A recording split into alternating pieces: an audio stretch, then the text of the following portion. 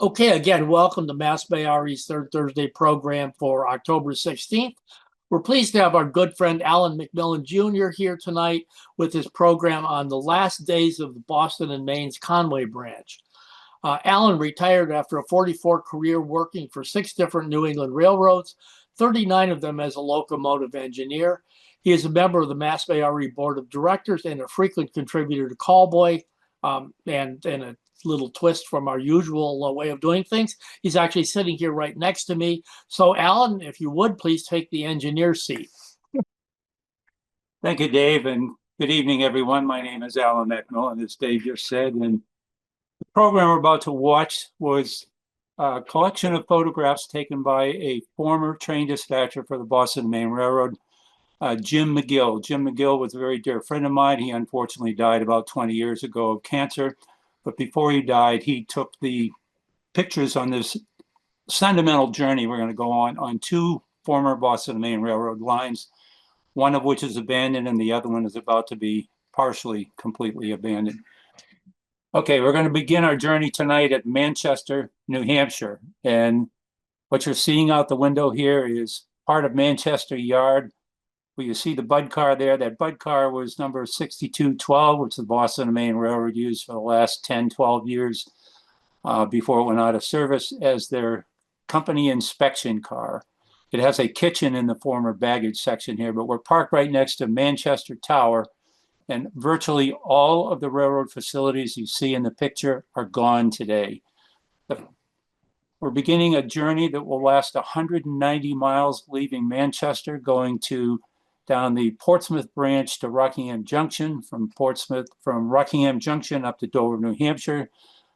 From Dover, New Hampshire, continue on up the Conway Branch to Intervale and over the Maine Central Railroad's Mountain Division through the Notch and then back onto the B&M all the way to Littleton, New Hampshire. This will be a all day long 190 mile inspection trip. So here we are ready to leave Manchester. There's another view saying the train actually starting out of the station. The governor of New Hampshire and many railroad officials were on this trip. It was to examine the railroad facilities in northern New Hampshire. And unfortunately, it proved that there wasn't much business was leaving New Hampshire in many ways. And actually, the state of New Hampshire was not in favor of the railroad, but that's another story. Here we're 11 miles east of Manchester, New Hampshire at I get the name of the town here. This is at Candia. Interesting story. The railroad from Concord, New Hampshire to Portsmouth, New Hampshire was built in 1852. In 1856, another railroad company leased the railroad, and that company was then taken over by the company that leased it again, and they directed the railroad to be this railroad where you see the train right there in the center of the picture. That's going east from Manchester. And it's going to go around behind the car, it curve around and go south to Manchester. But the railroad originally went straight through the woods you see in the background to Concord. That portion was abandoned in 1861, and the railroad from this point down to Manchester became the line. This is Raymond, New Hampshire, which is part of the way down the line between Manchester, about halfway between Manchester and Portsmouth. That's Raymond Station, which still exists today as a railroad museum, and there's a piece of track in front of the station which has some railroad equipment on it. And we, as the Mass Bay Railroad enthusiasts, just gave a grant to the Raymond Historical Society to upgrade their heating plant to keep the building safe and warm year-round. Now, this is a train coming east past Raymond Station. There you see it going by the station. And Jim McGill was taking all these pictures. He was a train dispatcher for the B&M, eventually reached chief train dispatcher before he moved on out west to the Burlington, Northern Santa Fe. Now, this is July 15th, which was a Thursday in 1971. And this is June, wait a minute, get the date right here, July Portsmouth, July 24th, 1954. We're looking east towards the ocean, towards Portsmouth, and this was the very last scheduled passenger train on the Portsmouth branch running from Portsmouth to Manchester. And my dad took me and my brother, that's me, the little boy with a sailor's cap standing on the platform. He took me and my brother to ride this train here to Raymond, and then we waited for the gas electric car to go back. So this is what it looked like in 1954 when passenger service ended. The branch continued on, soldiered on until 1982.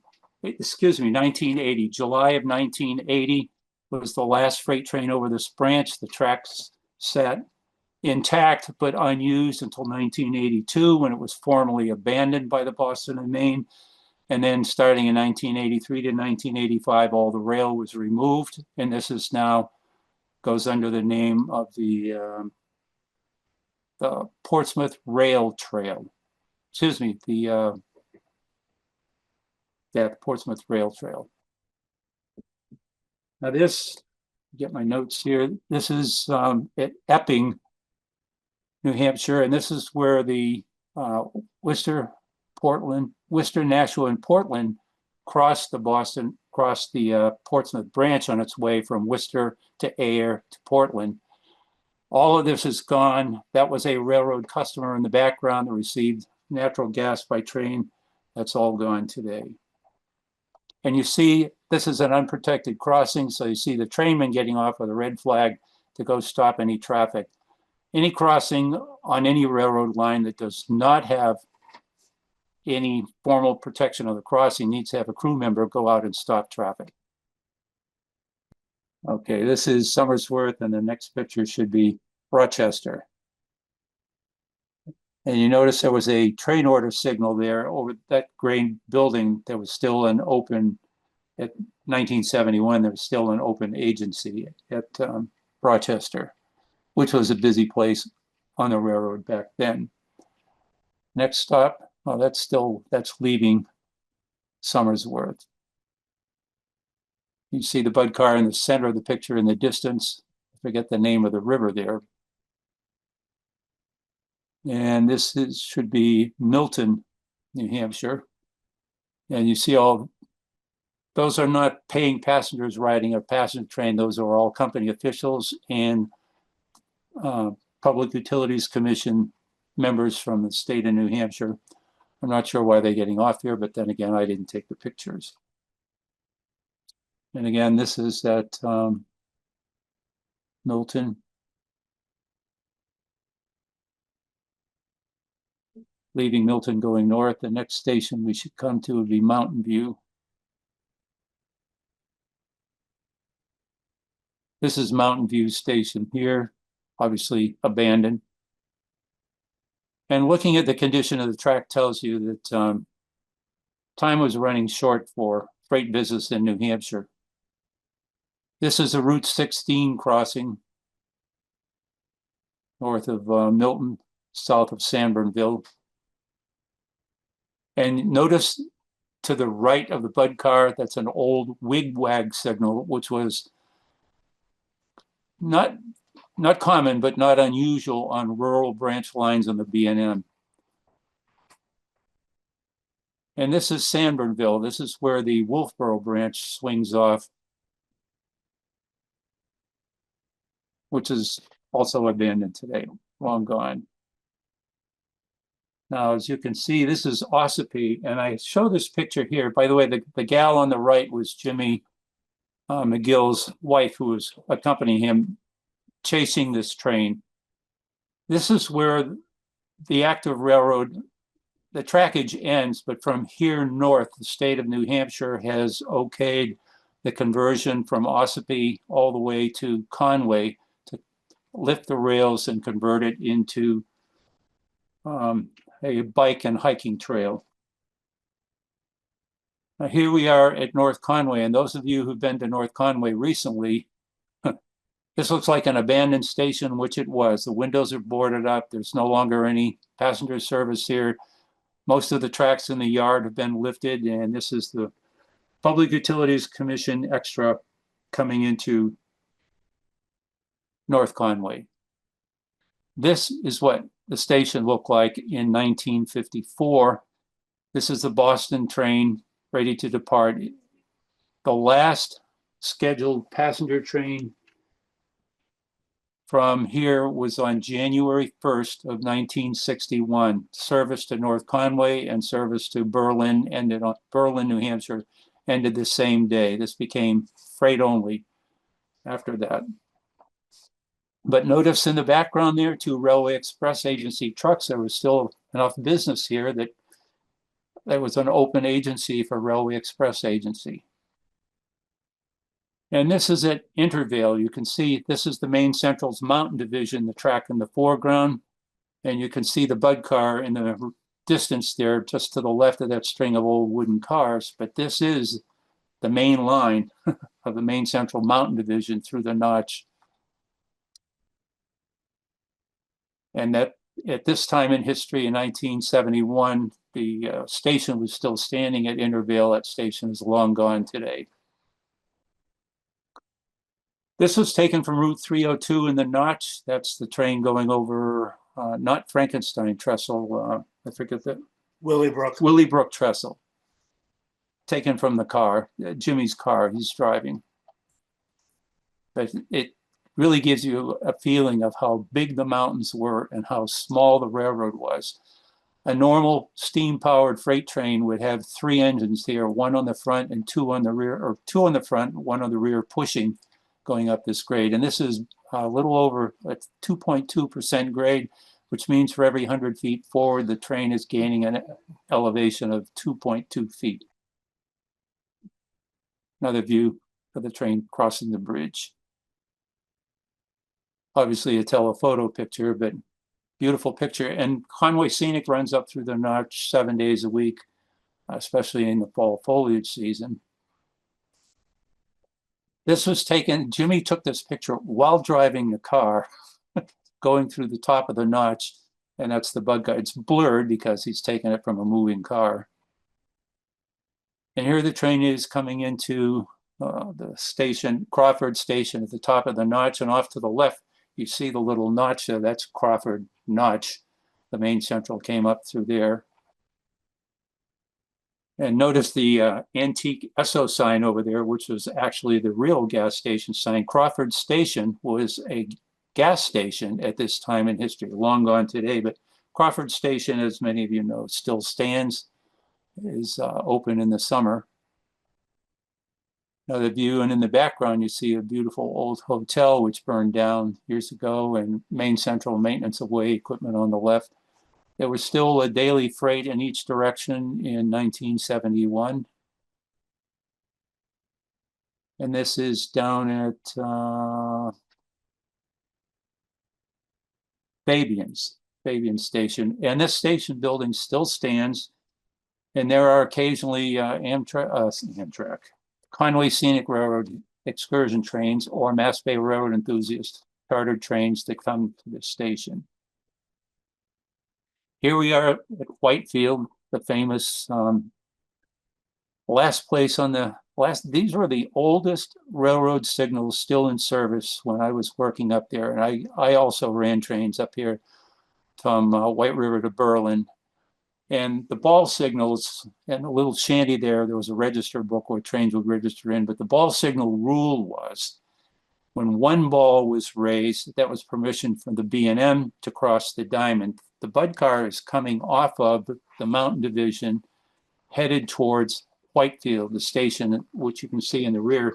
The track on the diamond right here is the Mountain Division main line, with St. Johnsbury, Vermont to the right and Crawford Notch back to the left.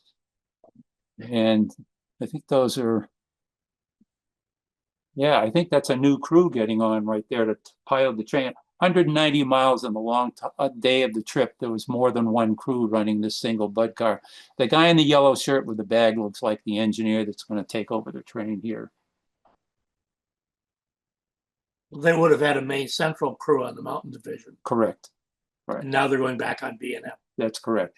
Dave is right. We've gone from the Maine Central Mountain Division back onto the B&N here. And Dave, I'll let Dave explain this because I was not here. So this is a shot of our, I think it was June 1982 trip that went from Boston up the Conn River line to Wells River and then across the Berlin subdivision. So then it was 4 then new Pullman coaches and an MBTA F40 at each end, a 2-day trip. And this is at the ball signal, obviously. This photo was taken by Lynn Batchelder. And this is also the very last, I believe, Dave, correct me if I'm wrong, the very last passenger train to go to Berlin over the Berlin route main line. And you note the correct signal for the B&M to cross the Maine Central is 1 ball raised. Actually, it wasn't the last passenger train. It was, turns out it was the last revenue passenger train, but there was another inspection train later on, or Operation Lifesaver train. That is true. That is true.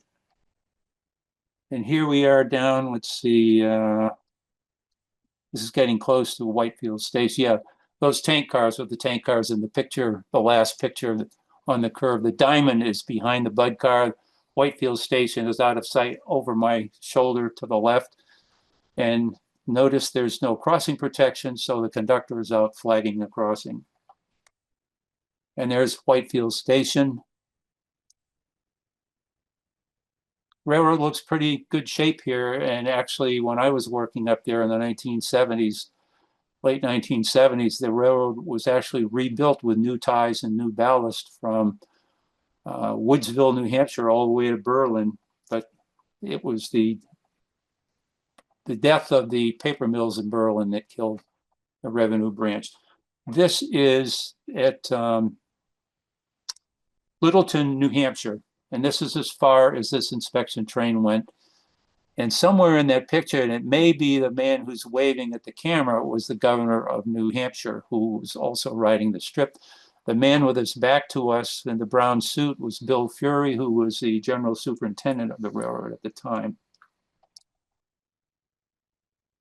And this is, Dave, I think you want to explain this one. This is Littleton. So this is, again, the 1982 trip that went to Berlin. And this is the stop at Littleton. Of course, these are out of sequence in terms of that trip, but see the station is still there, a little bit more improved, and the station still stands. It's now a restaurant alongside the Presidential Rail Trail. Now we're going to go to North Conway, and we talked about this being an unscheduled. The previous pictures were all of an unscheduled passenger extra. This was the this is my picture that I took. This was the very last passenger train from Boston to North Conway, and this was a railroad enthusiast trip with 2 GP18 and GP9 locomotive and 8 Bud cars. And we've just arrived. I was a crew member. In fact, I was riding in the engine because we had a couple of crossings we had to stop and that I had to stop and protect because the crossing protection wasn't working. But this was the last passenger train from Boston to North Conway. This was the 3rd last train because the previous 2 years it was advertised as the last train to North Conway, but this year ended up being, and this is February 26th, Saturday, February 26th, 1972. And the reason the 2 locomotives are on here, the 2 previous quote unquote last trains did not have locomotives on them, but it had been snowing for 2 days up here. In fact, the B&M ran a snow plow up the branch the day before we came up here to clear the line out. But this is just to show the very last passenger train. And now we're going to get into the very last train from North Conway south out of North Conway, and this will be a freight train. And you can see how derelict everything is up here. The weeds are growing, the station's boarded up, but this is October 31st, which I think was a Thursday. Let me Let's check on that. It was. Yeah, it was Thursday, the 31st of October, 1972. And this is the very last train out of North Conway. And they were sort of switching out some cars, but the freight did not take these cars. You see, I'm not sure what the purpose of this moving the cars around was, although that Belfast and Moosehead Lake car there is a privately owned car. You can see there's several private cars in the caboose there. That was not B&M property. It was left behind. This is the engine that pulled the last train out of here, which is simply, I mean, the place looks pretty derelict and run down, and times were hard. Jim McGill told me that he was the only one here at North Conway taking pictures of the very last train. The next day, November 1st, the line was officially abandoned from here all the way down to Ossipee. There is the final train put together, 2 boxcars and a caboose, departing North Conway, the last B&M train south. And that shows, I believe, after the train has departed. Now, Jim was chasing this train by car, but I think the freight train was probably only going 20 down the branch, so he had plenty of time to catch it. Oh, these aren't quite in order, because the picture with the caboose, that's the last train departing right there. And that brick building on the right was the North Conway Fire Department, and that little brick building is replaced with a huge new fire station today. That was a SW9 locomotive, a 1,200 horsepower diesel switcher. And there it is, departing down the hill, departing from town. I guess there was one other person standing there on the left walking away. I don't know whether he was taking pictures or not. This was the steepest grade on the B&M. Right here, starting at this switch, was a 3% downgrade for half a mile. There's no place. I was the only engineer that I'm aware of that was qualified on the entire Boston and Maine and ran trains on the entire B&M, but nowhere else on the B&M was there a grade this steep. For every 100 feet the train went forward, it dropped down 3 feet. There's no place on any mainline railroad today except one portion of the Santa Fe through Raton Pass that has 3% grade. And there it is, fading away into the sunset.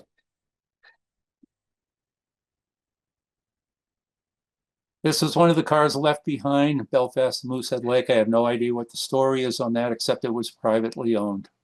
And look at the condition of the freight house on the left, which is in pretty rough shape. That's been completely restored. And there's a station after the train is gone, totally abandoned. Here we are down at Conway, where we picked up the last 3 cars shipped out of the area were 3 gondola loads of granite from a nearby granite quarry. The engine has picked up the 3 loaded granite cars, pulling forward and then going to tie onto the caboose. That building there was the Conway Freight House. That's been restored and repainted, and it's in good condition today. And this is where trains from North Conway terminate on the Conway Scenic Railroad today. And the railroad, with the Flying Yankee, which is now stored at Conway, is sitting approximately where those freight cars are today. There's a runaround track here and an extension of the runaround track. Yeah, just tying onto the caboose there. And they're just left North Conway in that last picture. I think this is the last place that Jim took pictures of. Train passing through Mount Whittier. We are getting close to the end here. This picture shows the northern extent of the Conway branch today. You see the milepost there on the left that says I-32. That stands for Intervale, 32 miles north of this milepost. The track is intact up to Ossipee, which is 3 miles behind the train. And you see the brakeman there about to throw the switch, or has just thrown the switch. I think these are loads we pulled up. I was running this train at this time, and we would go down the hill with 15 empties, bring 15 loads up, take 15 more empties down the hill to the right. That switch you see right there is the switch to Ossipee Pit, which is still a very active pit. It's been in business for more than 50 years. If you drive north up Route 16, the main highway up the spine of New Hampshire, you cross over a grade crossing here, and if you were to peek into the pit, it's a miniature Grand Canyon. All of the Big Dig project and all the highway construction around Boston, all the new buildings, the sand and gravel to the mix with the cement came from this pit. The railroad was formally abandoned on November 1st of 1972, and Dwight Smith, who was a manager on the Boston Maine Railroad in their, I think, traffic department, and a friend of my dad.